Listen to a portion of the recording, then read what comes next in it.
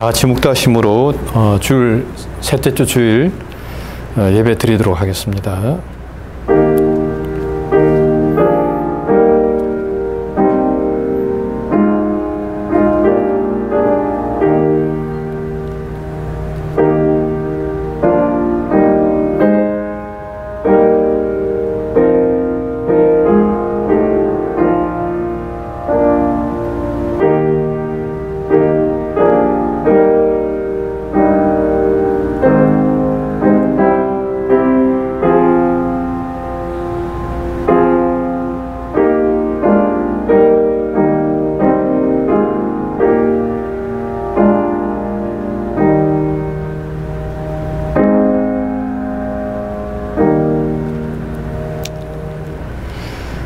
또한 너희가 이 시기를 알거니와 자다가 깰 때가 벌써 되었으니 이는 이제 우리의 구원이 처음 믿을 때보다 가까웠음이니라. 밤이 깊고 낮이 가까웠으니 그러므로 우리가 어둠의 일을 벗고 빛의 갑옷을 입자. 낮에와 같이 단정히 행하고 방탕과 술 취하지 말며 음란과 오색하지 말며 쟁토와 시기하지 말고 오직 주 예수 그리스도로 옷 입고 정욕을 위하여 육신의 일을 도모하지 말라. 아멘. 신앙 고백하겠습니다. 전능하사 천지를 만드신 하나님 아버지를 내가 믿사오며 그 외아들 우리 주 예수 그리스도를 믿사오니 이는 성령으로 잉태하사 동정녀 마리아에게 나시고 본디오 빌라도에게 고난을 받으사 십자가에 못 박혀 죽으시고 장사한 뒤 사흘 만에 죽은 자 가운데서 다시 살아나시며 하늘에 오르사 전능하신 하나님 우편에 앉아 계시다가 저리로서 산자와 죽은 자를 심판하러 오시리라. 성령을 믿사오며 거룩한 공회와 성도가 서로 교통하는 것과 죄를 사하여 주시는 것과 몸이 다시 사는 것과 영원히 사는 것을 믿사옵나이다. 아멘. 찬송가 277장입니다.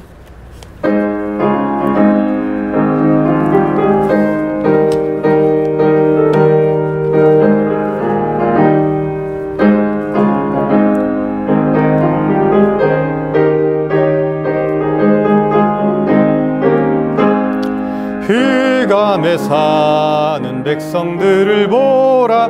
수많은 심령 멸망하겠네. 그 누가 갈까 주의 복음 들고 생명을 구원하는 곳으로. 큰 권세 주께 있으니 큰 권세 주께 있으니 너는 가서 주의 복음 전하라. 주가 너 항상 지키리라. 구원의 문은 넓게 열렸으니 십자가 군병 일어나거라. 너희의 힘을 하나로 뭉쳐서 죄악의 쇠사슬을 끊어라. 큰 권세 주께 있으니 큰 권세 주께 있으니 너는 가서 주의 복음 전하라. 주가 너 항상 지키리라. 왜 너는 멸망 길을 가려느냐. 주 음성 듣고 응답하여라. 널 구원하려 예수 죽었으니 생명의 이 복음을 전하라. 큰 권세 주께 있으니 그 권세 주께 있으니 너는 가서 주의 복음 전하라. 주가 너 항상 지키리라.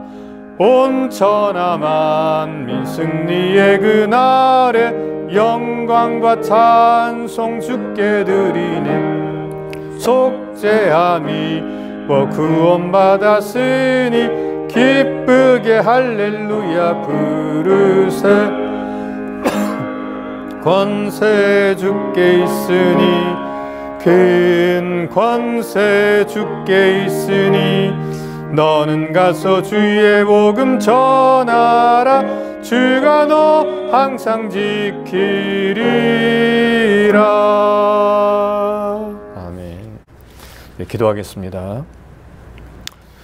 살아계신 하나님 아버지, 크신 은혜와 사랑 감사합니다.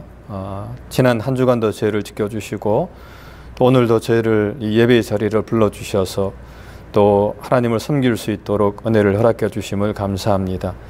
이 시간도 하나님, 우리의 온 마음을 다하고 또 뜻을 다하고 성품을 다해서 살아계신 하나님을 섬기는 복되고 귀한 시간 될 수 있도록 은혜를 베풀어 주시옵소서.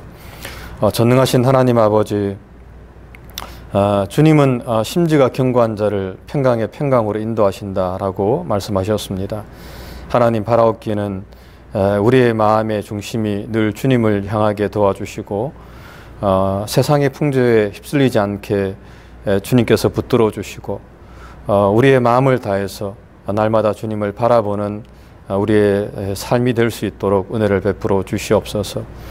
무엇을 먹을까, 무엇을 마실까, 무엇을 입을까 때문에 우리가 염려하지 않게 도와주시고 먼저 주님의 나라와 주님의 의를 구하면서 하나님의 뜻을 이루어가는 저희가 될 수 있도록 주님께서 축복하여 주시옵소서.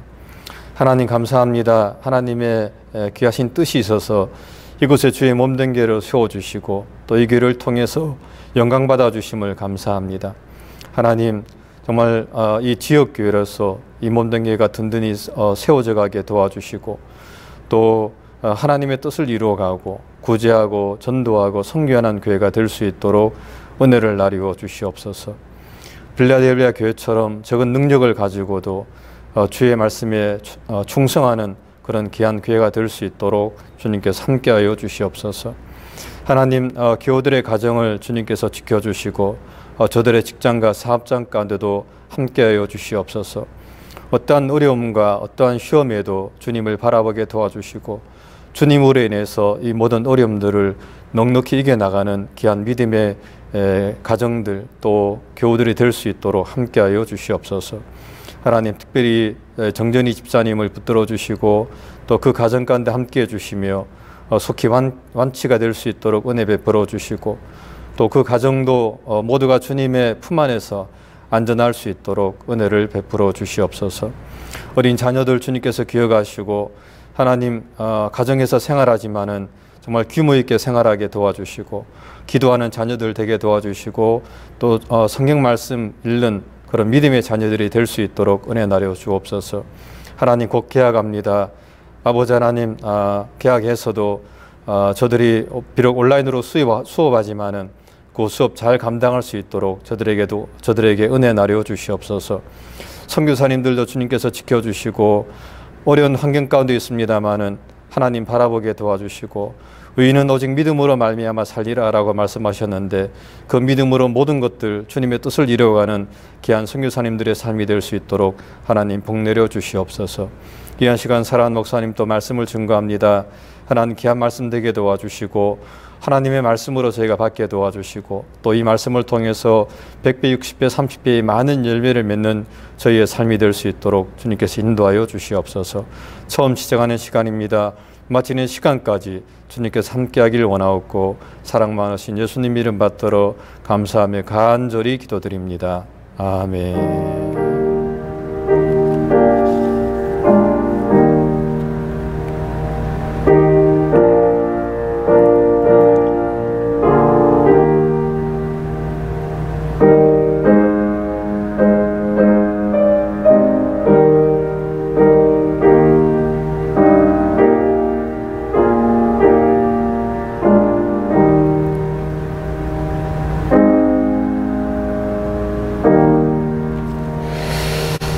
예, 말씀은 요한복음 1장 42절부터 51절 말씀까지입니다.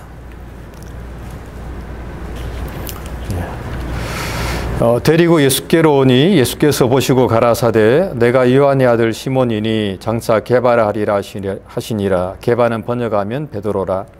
이튿날 예수께서 갈릴리로 나가려 하시다가 빌립을 만나 이르시되 나를 쫓으라 하시니 빌립은 안드레와 베드로와 한 동네 베세다 사람이라.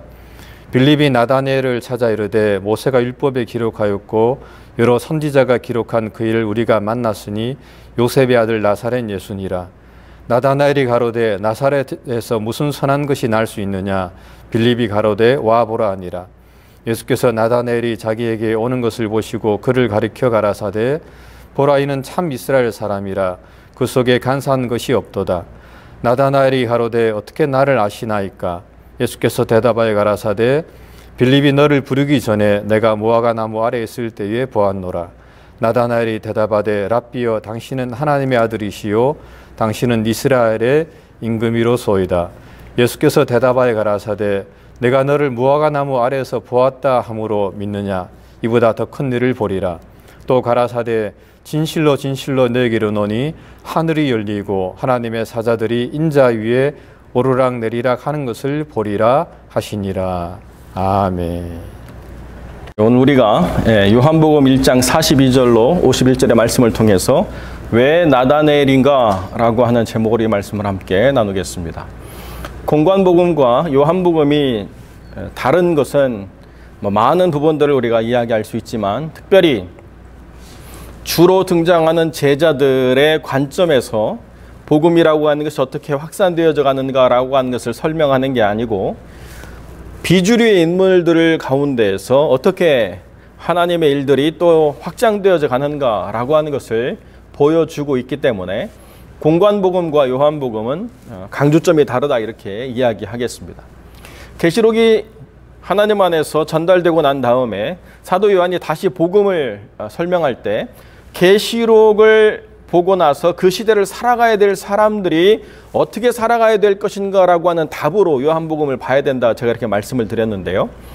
그러면 요한복음이 그 이야기하는 사람들의 누가 강조되어 있는가라고 하는 것을 살피면 이렇게 살아가라고 하는구나를 우리가 더 잘 이해할 수 있겠죠. 요한은 이미 여러 사도들의 순교를 다 들었습니다.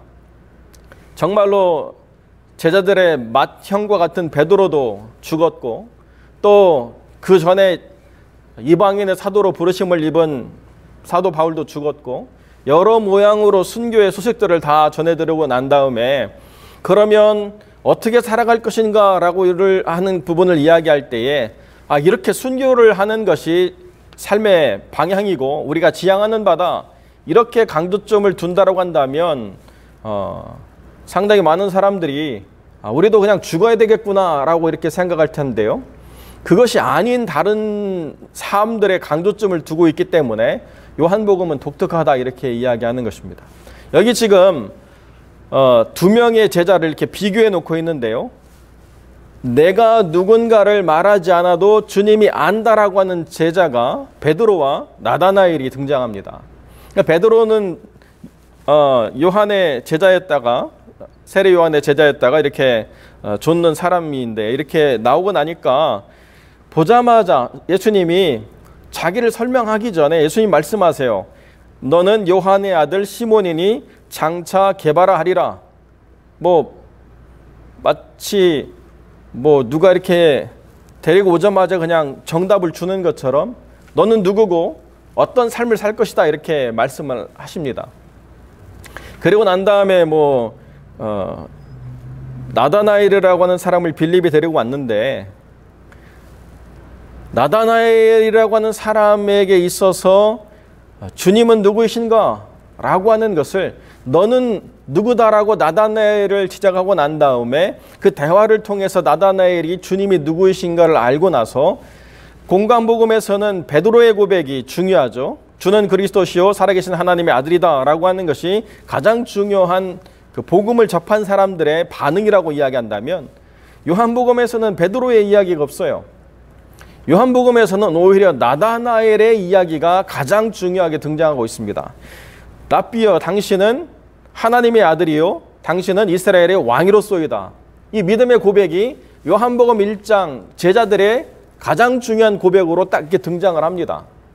그러니까 베드로가 중요한 건 틀림없는 역사적인 사실인데 그런데 베드로의 신앙 고백, 베드로의 삶, 베드로가 어떤 대단한 사람인가를 보여주려고 하는 것이 없고 나다나엘이라고 하는 우리가 잘 모르는 사람의 이야기를 요한이 가지고 들어와서 얼마나 나다나엘이 하나님 보시기에 아름다운 삶이냐, 나다나엘과 같은 신앙 고백을 갖고 살아가는 것이 계시록 이후의 시대를 살아가는 사람들에게 있어서는 정말 중요하다. 이렇게 지금 말하고 있다는 것입니다. 자, 그러면 나다나엘은 과연 누군가? 나다나엘이라고 하는 사람을 정확하게 말할 수가 없어요. 그래서 나다나엘이 아마도 바돌로메일 것이다 라고 이야기하지만, 그러나 나다나엘과 바돌로메가 동일인이라고 하는 근거는 성경에 없습니다. 그냥 그럴 것이다 라고 이렇게 유추하면서 9세기 이후에 그냥 나다나엘과 바돌로메를 하나로 보는 그런 경향이 굳어져 가지고 나다나엘이 바돌로메다 이렇게 우리가 많이 이야기들을 하고 있지만 역사적인 근거는 전혀 없고 성경적으로 확증도 되어지지 않는다는 거예요.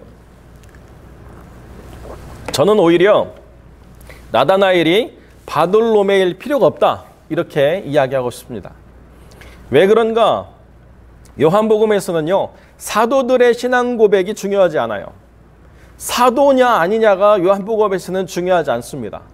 오히려 제자냐 아니냐 이게 중요하지, 사도로 뭔가 리더십을 가지고 삶의 모범이 되는 삶을 살아가는 것, 이것이 중요한 것이 아니라 사도처럼 대단하지 않아도 제자로서 주님을 따라서 복음 안에 살아가는 삶이 중요하기 때문에 사도 요한은 베드로보다는 우리가 잘 알지 못하는, 더 나아가서 사도가 아닐 수도 있는 나다나엘이라고 하는 사람을 들어서 그 믿음의 고백을 가지고 살아간다고 한다면 그렇게 우리가 대단한 사람이 아니라 할지라도 얼마든지 복음을 가지고 종말의 시대를 승리하며 살아갈 수 있다라고 이렇게 말하고 있다는 것입니다.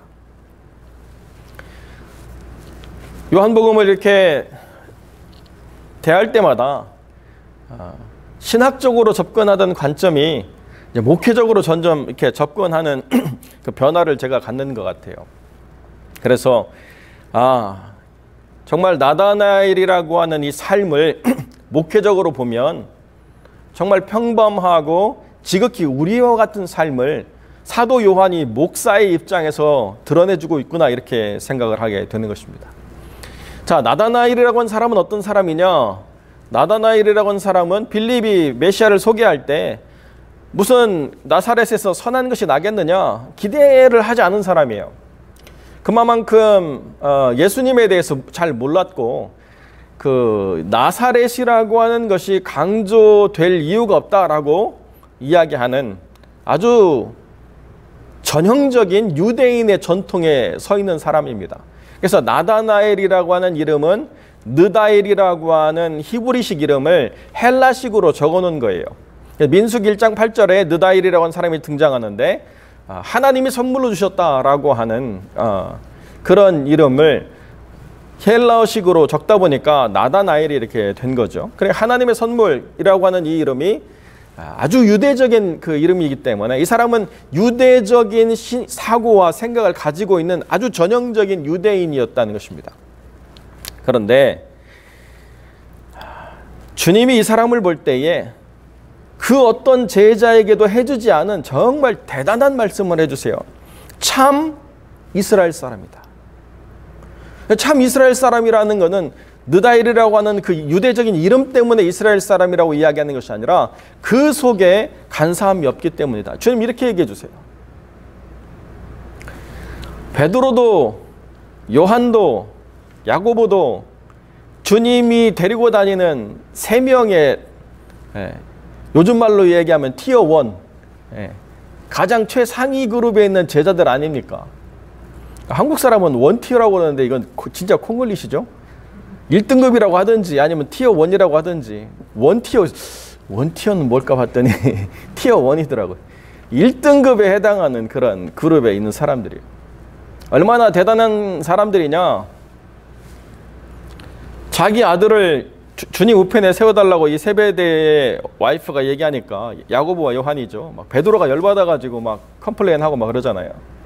그만큼 아주 경쟁심이 강한, 누구에게도 뒤지고 싶지 않은 그런 성격의 사람들이고, 베드로 하면 다혈질이잖아요. 요한복음 마지막에 주님이다 그러니까 막 배에서 뛰어내려가지고 헤엄쳐서 올 정도로 아주 뭐 물불을 가리지 않는 그런 사람인데, 요한도 별명이 뭐예요? 보아너게. 아주 그냥 성질 대단했나 봐요. 불같은 사람이죠. 벼락 치는 것 같은 사람이죠. 그런데 그런 사람들 앞에 놓고 주님이 뭐라고 얘기하느냐? 참 이스라엘 사람이다. 속에 간사함이 없다. 이런 칭찬은 베드로도 들어본 일이 없고 요한도 들어본 일이 없어요. 아주 순결한 사람이다. 그러니까 나다나엘이 뭐라고 얘기하느냐? 아, 나는 그런 사람 아니에요. 이렇게 얘기하면 한국식인데 당신이 나를 어떻게 합니까? 이렇게 얘기한다는 거예요. 참 그런데 여기 굉장히 묘한 말씀이 있어요. 빌립이 너를 부르기 전에 내가 무화과 나무 아래 있을 때 봤다. 이 한마디로 나다나엘의 모든 편견이 다 무너져 버립니다.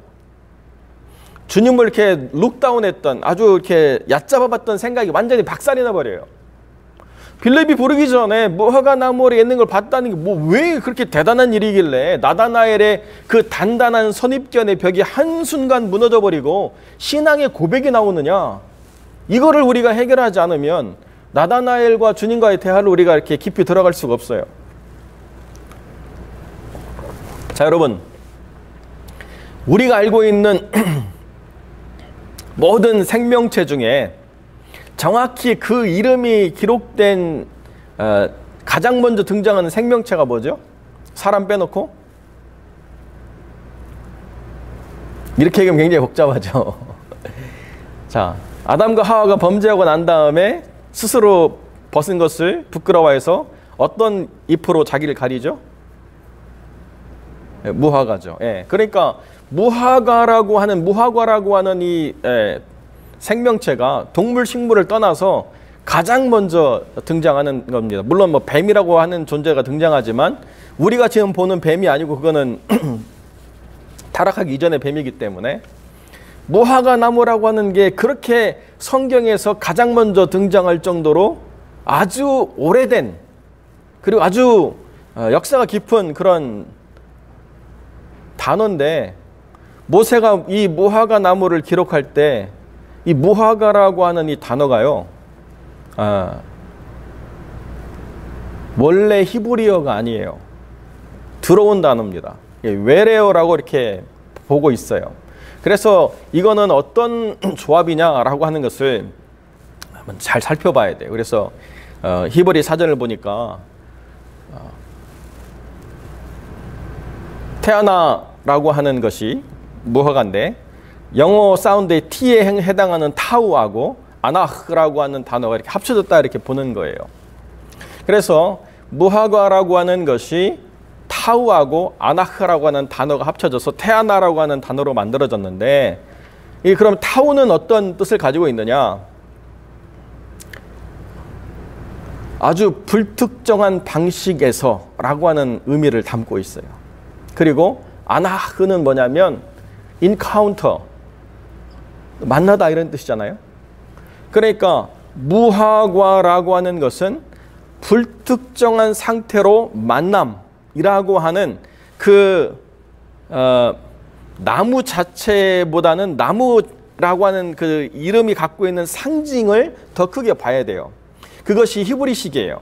그래서 무화과 나무 아래라고 하는 이 아래라고 하는 단어도 공간의 아래라는 뜻도 있지만 어떤 때라고 하는 뜻도 담고 있기 때문에 이 무화과 나무 아래라고 하는 것은 어떤 정형화되지 않은 만남을 가진 때라고 설명되어지는 그런 상황이 된다는 것입니다. 그러니까 이 이야기는 어떤 설명되지 않은 방식으로 만남의 때 누구를 만난다는 거예요?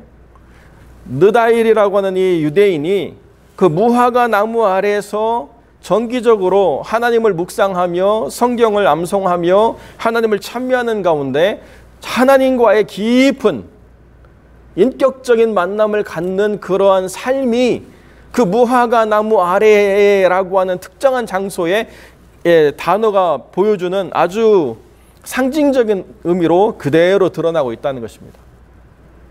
무화과 나무 아래에서 하나님의 음성을 듣고 무화과 나무 아래에서 하나님의 임재를 경험하고 무화과 나무 아래에서 하나님을 만나는 삶이라고 하는 것이 느다엘이라고 하는 이 나다나엘이라고 하는 사람이 하나님을 깊이 추구하는 가운데에 주어진 일상이었다는 것입니다. 그러니까 내가 거기서 하나님을 알고 내가 거기서 하나님을 만나는 자리라고 하는 것이 유대의 회당이나 또는 그 예루살렘의 성전이라고 하는 것이 아닌 지극히 개인적인 자기 삶의 다락방과 같은 자리였다는 거예요. 그런데 주님이 거기서 보았다라고 이야기할 때에 내가 너를 안다라고 하는 그 단어를 통해서 자기가 만났던 그 하나님이 곧 내 눈앞에 계신 예수 그리스도라고 하는 그 분명한 것들을 즉시로 나다나엘이 깨달았다는 거죠. 아, 영으로 임하시던 주님이 지금 내 앞에서 나를 대면하고 계시는구나. 이것이 내가 너를 보았다라고 말씀하실 때에 임재하시는 하나님의 그 거룩한 임재를 똑같이 나다나엘이 느끼고 경험한다는 거죠. 나다나엘이 경험했던 그 무화과 나무 아래서의 하나님의 임재의 경험이 지금 이렇게 말씀하시는 주님의 그 대화 가운데서 앞에 서신 주님 앞으로 말미암아 똑같이 경험되어질 때에 논리나 생각이나 어떤 자기 경향을 무너뜨리고 그 모든 벽을 허무시고 들어오시는 주님의 놀라운 인카운터, 만남을 본인이 경험했다는 거죠. 그러고 나니까 나다나엘이 뭐라고 이야기하느냐? 라삐여, 당신은 이스라엘의 임금이자 하나님의 아들이다. 이렇게 나다나엘이 바로 신앙의 고백을 하고 있는 것입니다. 그로 말미암아서 이제 이 요한의 복음이 보여주는 가장 중요한 신앙의 고백이 뭐냐라고 이야기하면 순교자처럼 대단한 영성을 가진 삶들만이 높임을 받고 존경을 받는 게 아니라 자기의 평범한 삶의 일상에서 개인적으로 하나님을 만나고 하나님을 고백하고 하나님이 누구이신가를 분명히 알아갈 수 있는 이 삶이 말하는 이 신앙의 고백이 중요하다. 내가 만난 하나님을 내 입술로 고백하고 그분이 누구이신가를 말할 수 있는 이 지극히 평범한 삶이 중요하다라고 지금 사도 요한은 우리에게 분명히 이야기해주고 있다는 거예요. 대단한 권세, 대단한 능력, 대단한 무언가를 가지고 있는 사람만이 아는 하나님이 중요한 것이 아니라 내 지극히 평범한 일상에 내가 경험하고 내가 만나고 내가 알아가며 내가 배워가는 이 주님의 영성을 자기 믿음으로 고백할 수 있는 사람이 이 종말의 시대를 살아가면서 승리할 수 있는 믿음의 사람이요, 참 이스라엘 사람, 그 속에 정말로 간사함이 없는 신실한 사람이라고 하는 것을 주님이 증거하신다라고 사도 요한은 다시 이야기하고 있다는 것입니다. 그런 예들이 요한복음에 계속 등장하죠. 마르다와 마리아의 사건도 마찬가지지 않습니까? 그 나사로가 죽고 나니까 그렇게 말씀 사모하고 주님의 제일 제자로서 마치 그냥 사랑을 혼자 받으려고 욕심부리는 것처럼 마리아가 막 항상 주님 옆에 있다가 정작 주님 오셨다고 하니까 마리아는 삐쳐가지고 나오지도 않고 서운한 마음은 가득 들고 있는데 맨날 주님한테 꾸지람 들었다고 말하는 마르다가 나와가지고 신앙 고백하잖아요. 내가 부활이요 생명이 이것을 믿느냐 얘기할 때 마르다가 정확한 단어로 자기 신앙을 고백하지 않습니까? 우리가 그렇게 공간복음에서는 마르다는 일밖에 모르는 신앙 없는 여자처럼 취급했는데요, 요한복음에 와서 보니까 마르다가 괜찮은 사람이에요. 마르다가 인간적으로도 경우를 알고 신앙적으로도 바르게 잡혀있는 신앙의 고백이 나오는 사람이라는 거죠. 마리아가 뭐 대단한 것처럼 막 예수님 옆에서 막 빵긋빵긋하고 막 그러니까 막 믿음 좋은 자매처럼 보이지만은 요한복음에서는 아니잖아요. 좋을 때는 좋지만 나쁠 때는 그냥 완전히 떨어지는 업앤다운이 심한 사람으로 나오는데 마르다는 뭐예요? 항상 일관되게 주님 있는 자리에 항상 있고 주님의 말씀을 무시하는 것 같지만 그러나 주님의 말씀을 경청하면서 자기의 할 도리를 다하고 자기가 주님을 다시 만났을 때에 자기 내면 깊은 곳에서 있는 신앙의 고백을 이끌어낼 수 있는 사람으로 마르다가 이렇게 높이 올라오잖아요. 눈으로 보이는 게 전부가 아니라는 거예요. 평범한 일상을 살아가지만 남들이 알지 못하는 삶 속에서 묻혀 지내는 인생처럼 보이지만 그러나 그 안에서 주님에 대한 진정한 고백을 가지고 사는 이런 사람들이 사실은 종말을 살아가면서 승리하는 믿음의 사람들이다, 이렇게 이야기하고 있다는 거죠. 대단할 필요는 없어. 그러나 네가 정말로 뭘 믿고 살아가는가는 말할 수 있어야 돼 라고 이렇게 이야기한다는 것입니다. 그러니까 이 주님이 그 나다나엘의 신앙의 고백을 받으시고 뭐라고 말씀하시느냐, 내가 너를 무화과 나무 아래 보았다라고 해서 믿느냐, 이보다 더 큰 일을 보게 될 것이다 라고 이야기하면서 하나님의 사자들이 인자 위에 오르락내리라는 걸 볼 것이다 라고 이렇게까지 이야기하는 것입니다. 그러니까 주님이 권한은 받으시는 것은 요한복음에 그렇게 깊이 강조되어 있지 않기 때문에 주님은 처음부터 하나님이셨고 이 땅에 오셔서 모든 사역을 마치시고 영광을 받으시는 그런 영화로우신 주님으로 요한은 계속 이야기하기 때문에 고난받는 주님에 대한 포커스보다는 영광을 받으시는 주님, 하나님의 사자들이 주님과 함께 거하면서 주님을 섬기기 위해서 이렇게 애쓰며 수고하는 영상을 네가 볼 것이다 라고 이야기함으로 말미암아 나다나엘이라고 하는 이 평범한 삶 가운데 있는 이 신앙의 고백이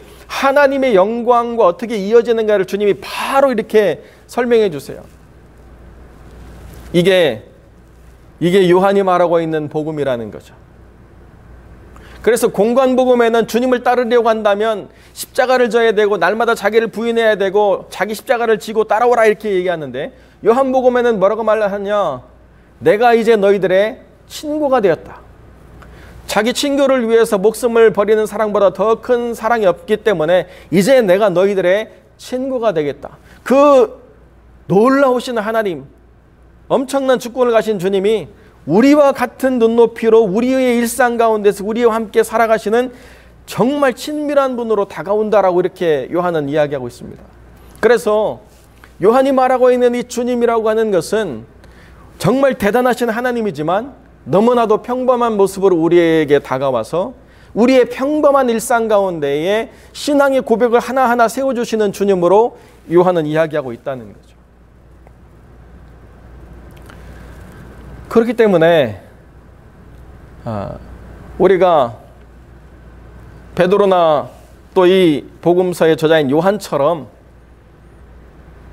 큰 성취 동기를 가지고 대단한 일을 하려고 애를 쓰는 그런 유혹으로부터 벗어나서 날마다의 삶 가운데서 하나님과의 깊은 만남을 갖고 그분의 말씀을 묵상하고 그분의 음성을 들으며 자기 마음속에 간사함이 자기 마음을 뺏지 않도록 스스로를 지켜가는 이 일상을 살아가면서 진짜 하나님을 예배하는 자로 살아가는 참 이스라엘인이 그거잖아요. 오직 하나님께만 무릎 꿇는 삶. 그러니까 진짜 하나님께만 예배드리는 삶으로 하루하루를 살아가는 이 삶이 겉으로 보여지는 대단한 것보다 더 주님의 칭찬을 듣고 더 온전하게 하나님의 영광을 볼 수 있는 삶이 될 것이다 라고 이야기하는 것, 바로 거기에 가장 중요한 강조점이 있다는 거예요.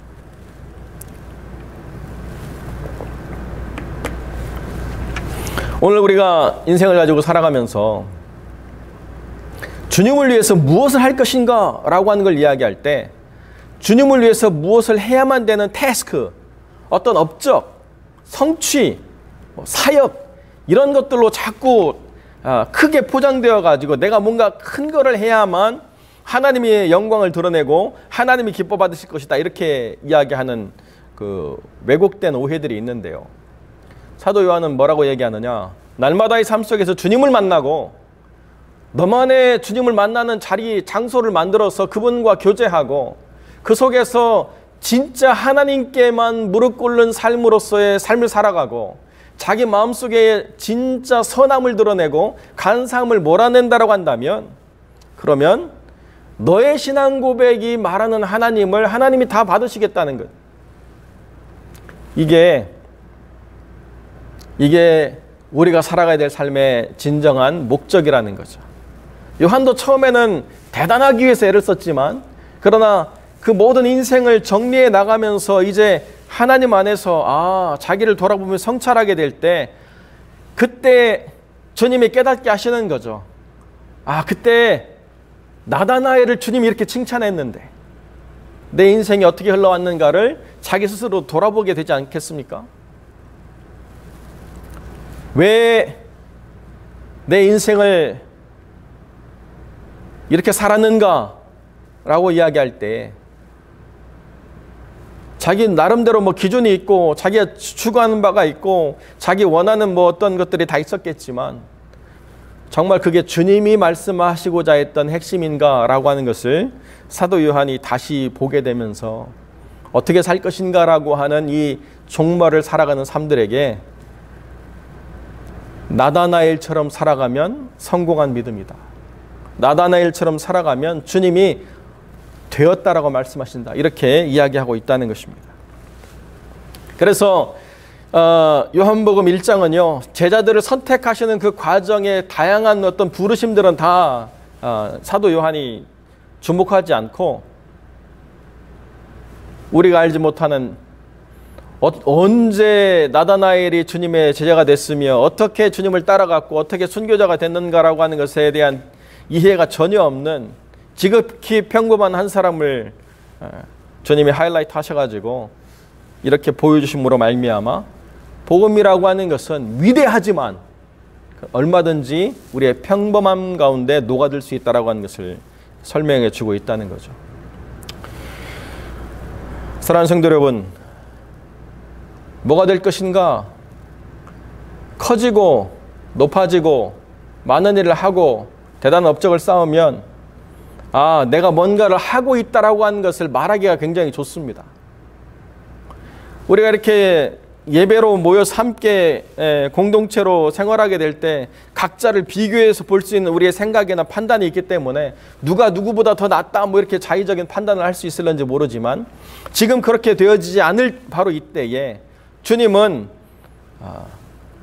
어떤 사람을 찾으시는가? 모일 때나 모이지 않을 때나 하나님과의 만남이 일관적인 삶, 그 부분을 묵상하는 삶이 온전한 삶, 진짜 하나님께만 무릎 꿇는 삶을 추구하는 삶의 가치를 잃어버리지 않는 삶, 바로 그 나다나엘의 삶이 우리가 계속 추구해야 될 삶이라는 것을 분명히 보여주고 있다는 거죠.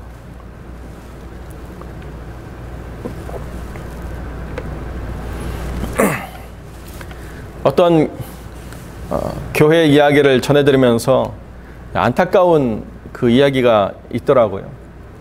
같이 이렇게 예배를 드리다가 이제 예배를 드리지 못하고 나니까 어떤 분이 교회를 옮겨야 되겠다고. 그래서 왜 교회를 옮기십니까? 그랬더니 내가 이렇게 방송에 내가 좀 관심 있고 방송 장비 내가 좀 잘 다루는데 나를 안 알아줘가지고 내가 거기 낄 수 없어서 방송 송출하는데 나를 필요로 하는 길을 내가 좀 찾아가야 되겠다.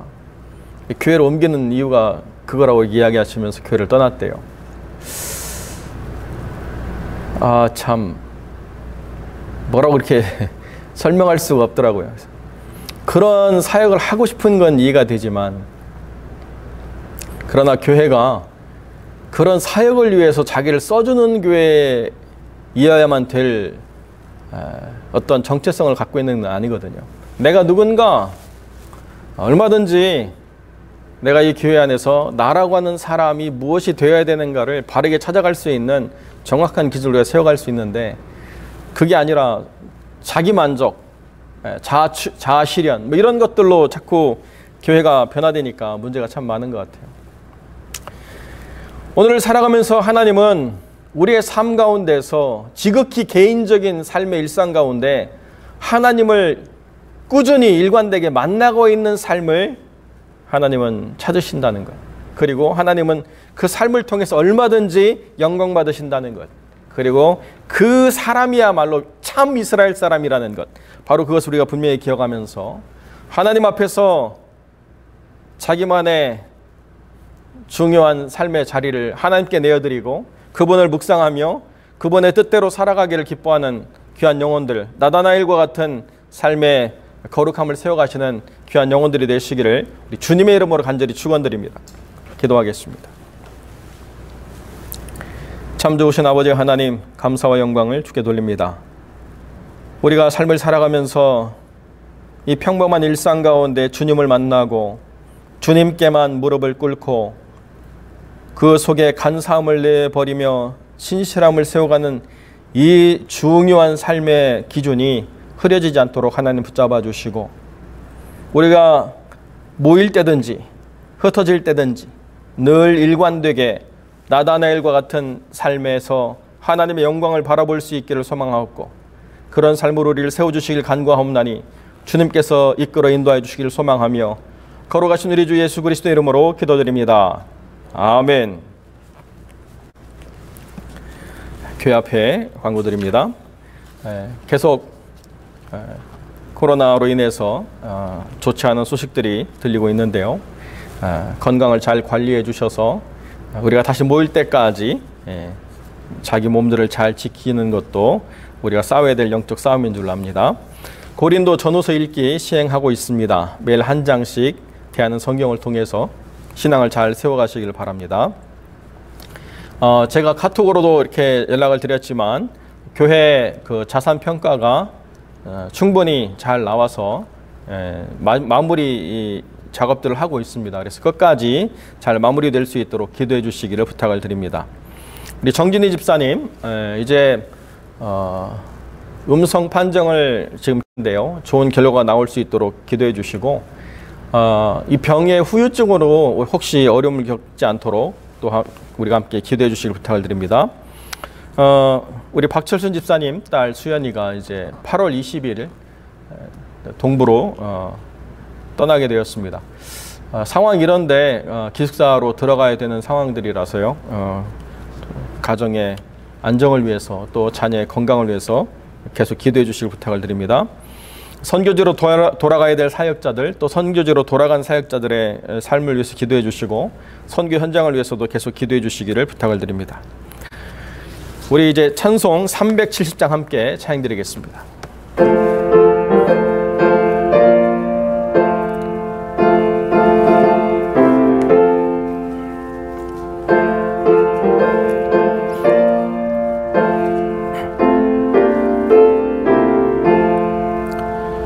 어두운 밤 쉬되리니 내 직분 지켜서 잔이슬 맺힐 때에 즉시 일어나 해 돋는 아침부터 힘써서 일하라. 일할 수 없는 밤이 속히 오리라. 어두운 밤 쉬되리니 내 직분 지켜서 일할 때 일하면서 놀지 말아라. 낮에는 골몰하나 쉴 때도 겠네.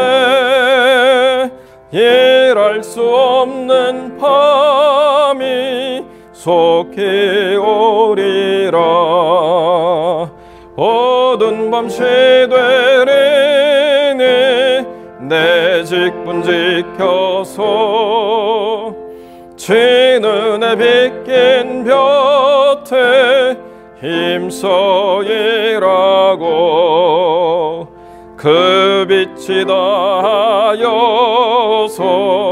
어둡게 되어도 할 수만 있는 대로 힘써 일하라. 아멘. 우리 함께 기도하겠습니다. 거룩하고 존귀하신 아버지 하나님, 이 삶의 어려움 가운데서도 하나님의 베푸신 은혜에 감사하여 거룩한 예물로 참여하는 귀한 영혼들, 그들의 모든 드림과 그들의 모든 바램과 간구를 주님께서 받으셔서 그들의 삶을 채우시고 하나님의 그 놀라우신 은혜로 그들의 삶이 더 풍성해져서 복의 근원이 되고 축복의 통로가 될 수 있도록 하나님 은혜를 베풀어 주시옵소서. 또한 아버지 하나님, 삶의 어려움을 가지고 염려하며 근심하는 영혼이 없도록 주님께서 붙잡아 주시고 힘들고 어려운 상황 가운데 있는 영혼들이 삶을 잘 이겨낼 수 있도록 주님 은혜를 베풀어 주시고 행여 우리 가운데 삶의 문제로 인하여서 신음하며 그 마음을 위로받지 못하는 영혼이 없는가 살피고 하나님께서 그 모든 일들을 여시며 그 필요를 채우시고 그 삶을 주님께서 풍성하게 이끌어 인도하여 주시기를 간절히 소망합니다. 아버지 하나님께서 모든 영혼들을 온전하게 건강하게 붙잡아 주시고 삶의 자리자리 함께해 주셔서 주님으로 말미암아 참 믿음의 삶을 살아가는 데 부족함이 없도록 하나님의 역사하여 주옵소서. 이제는 우리 주 예수 그리스도의 은혜와 아버지 하나님의 사랑과 성령의 교통하심이 참으로 하나님 안에서 바른 삶이 어느 때 어느 순간에서도 변질되거나 오염되지 않을 온전한 나다나엘과 같은 삶이 되기를 소망하는 거룩한 성도들 머리 위에 이토록 영원토록 함께 하실지어다. 아멘.